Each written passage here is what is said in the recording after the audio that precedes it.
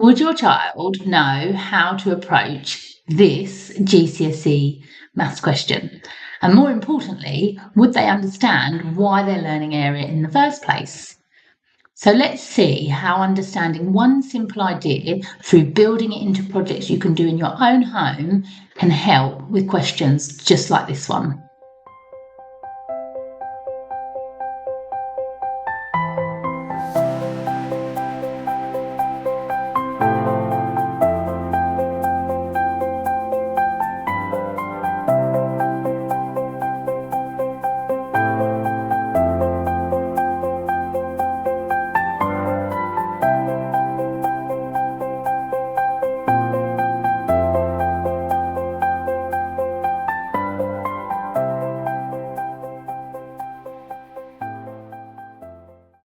So here we have the floor plan of a living room, and the floor plan is the view from above. And as you can see, it's already got the dimensions on here. We've got 6 meters, which is the length, and we've got 4 meters, which is the width of the living room. If you were doing this at home, I would suggest actually measuring the dimensions of one of your rooms. This one's nice and easy because it's rectangular, so I would try and start with something simple first, and we'll have a look at some other rooms that aren't just one simple shape a bit later on. So we've got the floor plan, we've got the measurements. Let's imagine this is Sarah's living room here that we've got the floor plan for, and Sarah's just moved in and she wants to cover, that's the key word, so I'm going to underline that there, the living room floor with solid pine flooring. And we've got to work out how many packs she needs to buy and how much that's going to cost her. So she's found this flooring here at B&Q, and it tells you each pack covers 0.96 meters squared. That's another clue there as well. And it's £35.52 per pack. So if you were Sarah, where would you start with this question? Have a think. And what does this indicate that you are trying to work out? So it says here cover, you're covering the floor. It's very common in GCSE questions. It might say you're covering the floor, you're covering the wall, you're covering the garden with fertiliser. So that's a key indicator, and so is this meters squared here. Well, both of those things are indicating that you need to work out the area. If you're going to cover something, then that is the area. So first of all, what we need to do is start by working out the area of the floor that she needs to cover. An area of a rectangle is just length multiplied by width. Well, we've already got the length here is 6 and the width is 4. So the first thing I'm going to do is just 6 multiplied by 4, which is 24. And because it's an area and it's in meters, it's going to be meters squared. So that's why that meters squared gave me an indication I needed to work out area. So she's got to cover 24 meters squared. If each pack covered a meter, she'd need 24 packs. However, each pack only covers 0.96 meters squared. So then what you're going to need to do is you're going to have to see how many of those packs she needs. So you do the total area divided by the coverage of one pack, which is 0.96. And if you do that on a calculator, that will give you 25 packs exactly. Now, sometimes you won't get an exact answer. Say, for example, you've got 25.2. Well, that will tell you 25 packs is not enough. Therefore, she's going to need 26 packs. You always have to round up on questions like this if you're going to need a bit extra. So, however, I'm going to get rid of that because we know this example gave us 25 packs exactly. So that tells me how many packs she's going to need to buy. So then if you want to get the total cost, it's £35.52 per pack. So you're going to do 25 multiplied by £35.52 because each pack costs £35.52. And again, I would use a calculator at this stage because you're just trying to cover area. Multiplying and dividing with decimals is a separate topic altogether, so I would teach that separately. So 25 times £35.52 is going to cost her a total amount of £888 to cover the floor, and that's how you would answer it if it was a GCSE question as well. In reality, she probably would buy more than 25 packs, because when you're covering a floor it has to be cut and often mistakes can happen, so she'd probably buy a couple of extra packs. But in a GCSE question they don't account for that. They would just expect you to show this working out here that I've got in this box. Okay, let's have a look at a floor that isn't just a straightforward shape like a rectangle and see how we would approach that. Here we have Sarah's garden, a plan view of Sarah's garden from looking above, and she's planning to landscape her garden. So this is slightly different context, because previously we're looking at a floor, now we're looking at a garden, and as you can see we've got a composite shape here. That is two shapes put together to make a new shape. And this one's clearly split, so you can see you've got a rectangle here that's got a length of 8 meters and a width of 6 meters.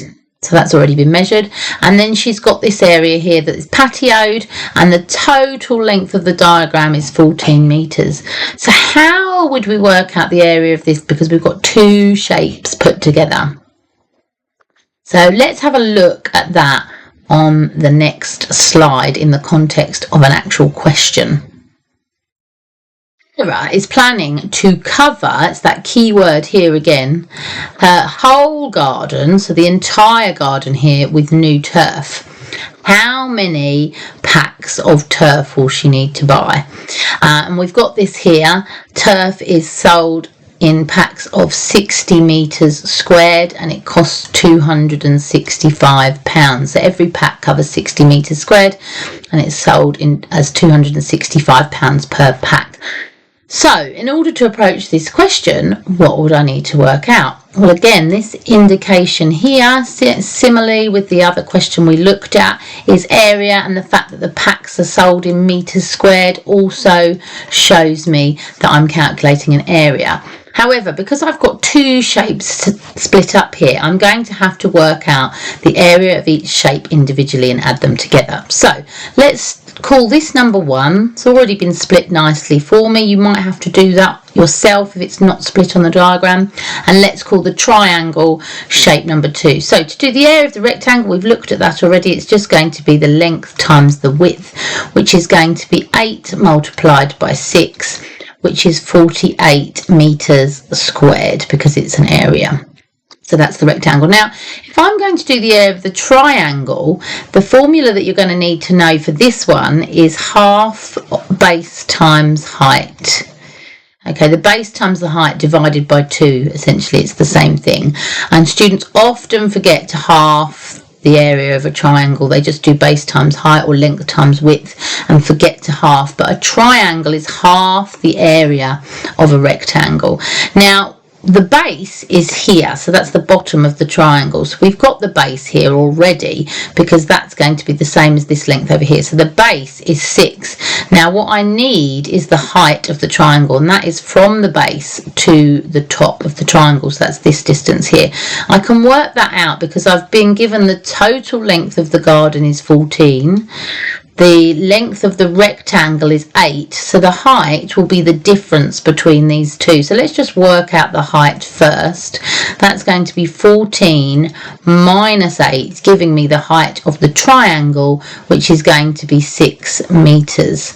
So now I have the height is 6, the base is 6, so I can use my formula. I'm going to do half of, which means multiply, the base, which is 6, times the height, which is 6. Well, 6 times 6 is 36, and half of that is going to be 18 meters squared. So the total area of my garden is going to be the rectangle, which was number 1, and the triangle, which was number 2, combined, so added together. So the next step is to add my two lengths together to get the total area. So 48 add 18, that's going to give me 66 meters squared, and that's the total area of my garden that I'm going to cover here.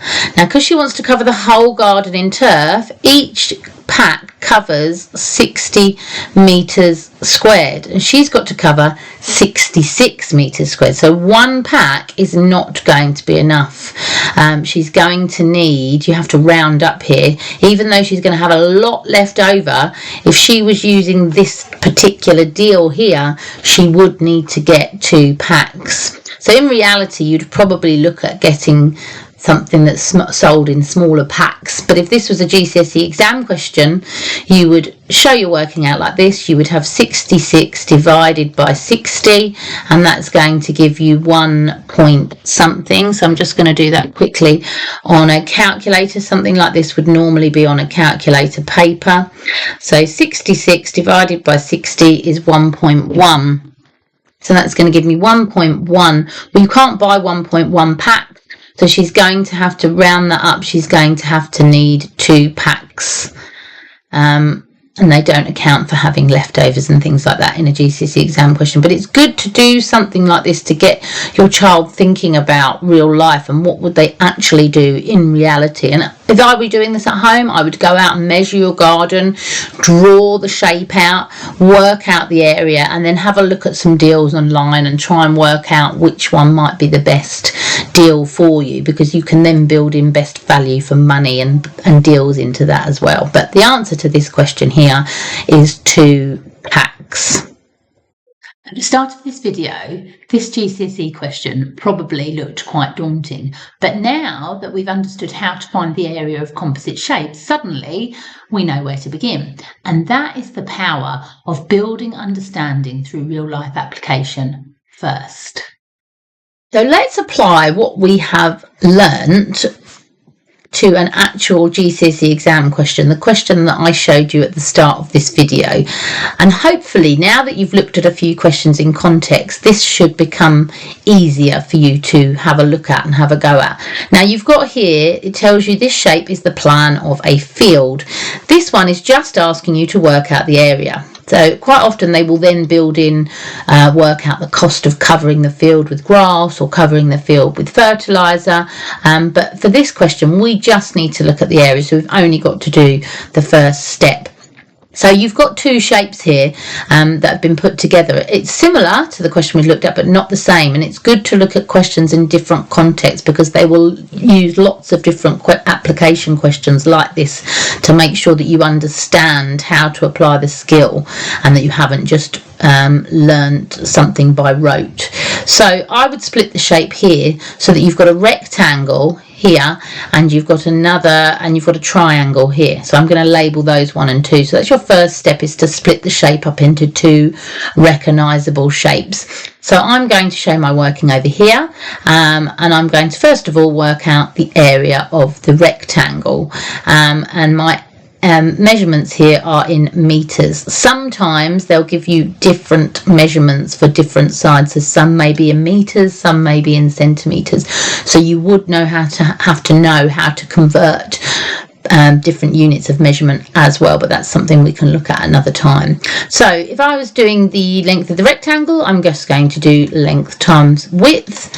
So I'm going to do 90 multiplied by 15. 150. Now if you didn't have a calculator, the easiest way to do this would be to do 9 times 15 and then pop your zeros back on the end, or you can do it by using long multiplication. So I'm just going to show that over here just to give you an idea of how you would do that with that calculator. I'm going to do 9 multiplied by 15.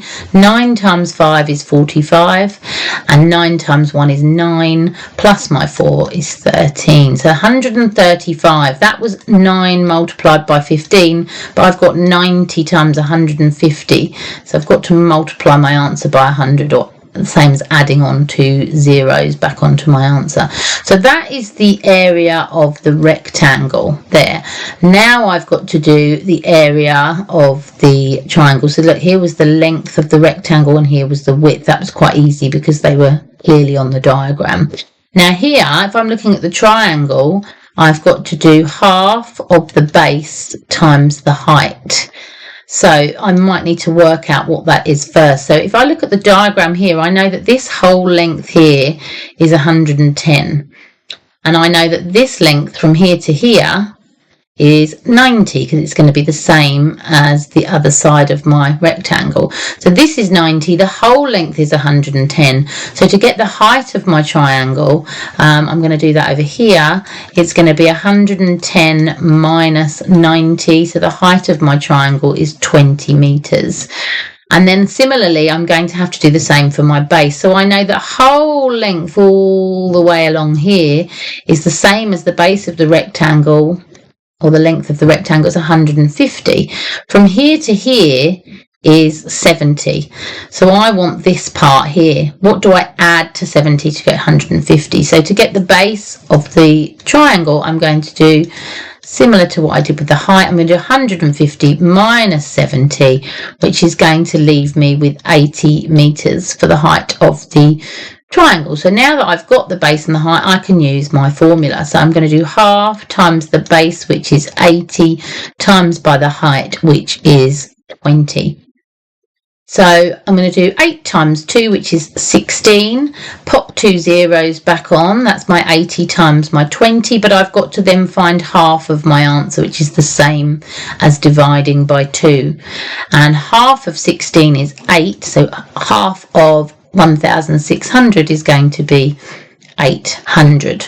So 800 meters squared is the area of my triangle. So I now need to add my two areas together. So I'm going to add 13,500 and 800, and I'm going to line them up and do column addition here, just in case this was a non-calculator question. Could be on either paper. 0, 0, 8 add 5 is going to give me 13. 3 add 1 is 4, and then I've got my 1 at the end. So it's going to be 14,300 is my total area of my garden. So that would be it for my final answer for this question. As I said, they could then ask you, the question could have been, how many packs of fertiliser is she going to need to buy? How many packs of grass? So then you would have a look at what grass packs or fertiliser packs are sold in, and you would divide the area of your garden by that amount to work out how many packs you would need. But for this question, we just had to do the area, which is 14,300. So hopefully you can see how building that into real life application and building it up first and making it relevant and making it applicable would then make questions like this easier to break down and easier to understand. When students understand why they're learning maths and they can see it in the world around them, then GCSE questions like this one become much less intimidating. If you'd like more practical activities like this one to help your child rebuild their confidence with maths, then you can download my Step 1 booklet, which is available in the description below. And just remember, anyone can learn maths when they're given the right support, encouragement, and teaching. I'll see you in the next lesson.